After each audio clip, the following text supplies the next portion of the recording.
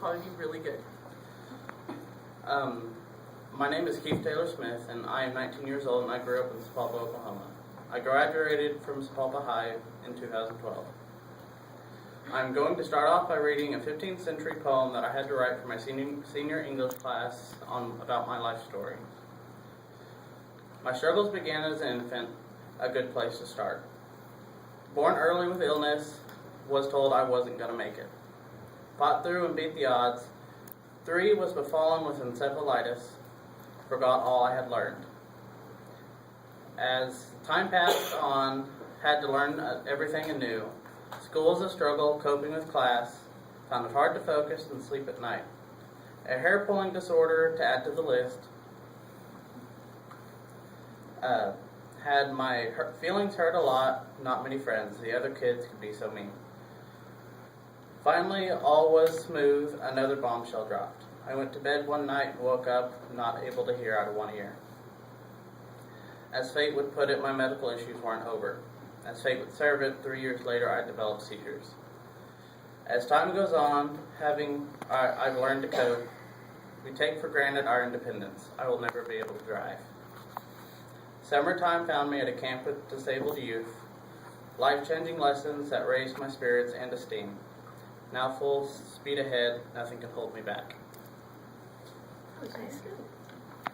I got an A for it. I hope it was really good. That is really good. I started my school life at Lone Star Public Schools in Sapulpa. It was a school that went from preschool to 8th grade. Lone Star put the first through third on the same playgrounds outside. And there was about 200 kids out of the 3 grade levels, and only about 3 of them were my true friends. All the rest picked on me. The teachers never did anything unless there was a fight and they saw it. It's really sad. And if you told the teachers, the kid would deny it, generally, every time. All the other kids would mainly make fun of me. 1, my weight. I know I'm not the smallest person in the world, and it's very hard with my medicine to lose weight. And 2, my hair pulling disorder it's kind of bad right now, if you could all see it. I have a bald spot right here. But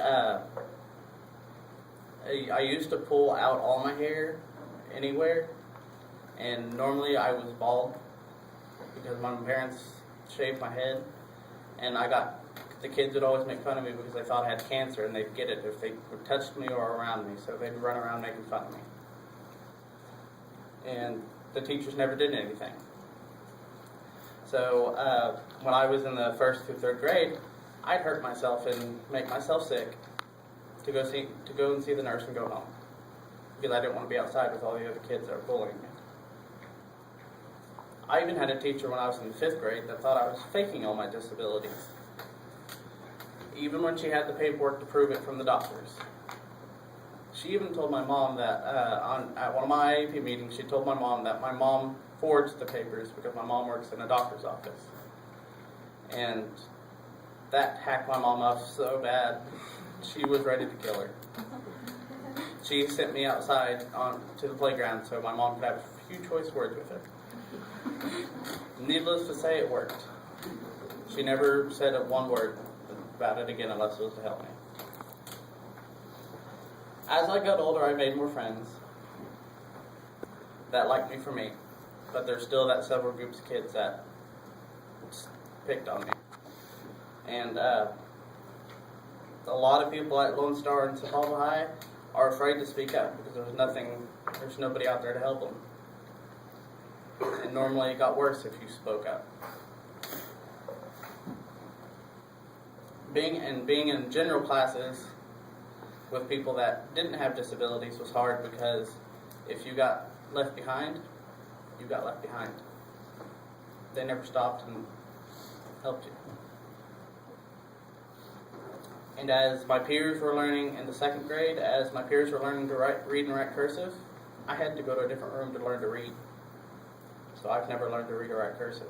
Over the years, I've picked up on reading cursive. And I have more disabilities than I could probably sit here and say. Oh, they're all invisible, except for my hair pulling and being deaf. But